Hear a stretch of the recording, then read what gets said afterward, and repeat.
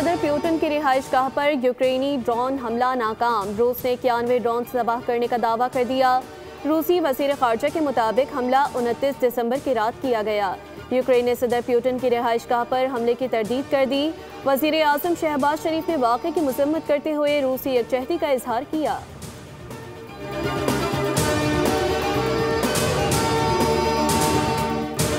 बांग्लादेश की साबिक वज़ीर आज़म खालिदा ज़िया 80 साल की उम्र में इंतकाल कर गई।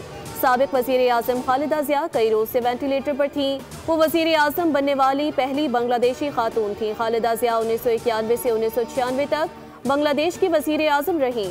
हसीना वाजिद के दौर में खालिदा ज़िया को करप्शन मुकदमात का सामना रहा।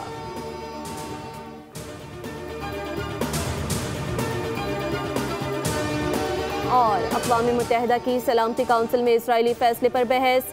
पाकिस्तान ने सोमालीलैंड को तस्लीम करने के ऐलान को मुस्तरद कर दिया। सोमालिया के खुद मुख्तारी और सालमियत की मुकम्मल हिमायत का इरादा। मुस्तकिल नायब मंदूब उस्मान जदौन के मुताबिक ये इक़दाम बैनुल अक़वामी क़वानीन की खिलाफ वर्जी है।